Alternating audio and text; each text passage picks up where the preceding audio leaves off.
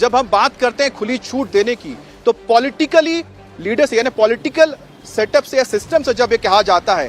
तो उसके मायने क्या निकलते हैं? भविष्य में अगर देखा जाए तो हम क्या सोच सकते हैं कि आगे किस तरह के एक्शन हो सकते हैं?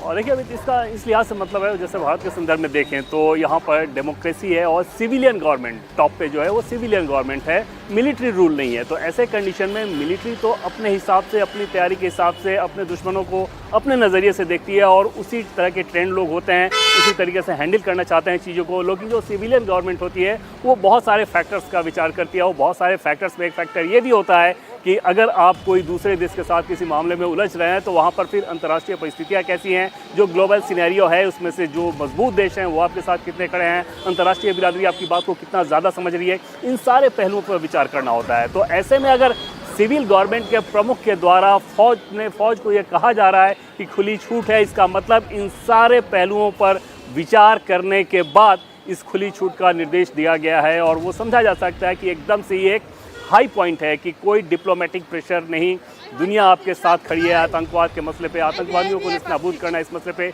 इस संकल्प के साथ दुनिया आपके साथ खड़ी है। और जो अगर कोई आपके साथ खड़ा ना हो या उसका अंदेशा हो तो उसकी आप परवाह नहीं कर रहे हैं। ये बहुत बड़ी बात होती है फौज के लिए, जब फौज को ये कमांड मिल जाए कि आपकी सिविलियन गवर्नमेंट ने इस बात को कह दिया है कि आप अपनी तैयारी के हिसाब से, अपनी रणनीति के हिसाब से, अपने रिक्वायरमेंट के हिसाब से टारगेट का चयन कीजिए और हिट कीजिए।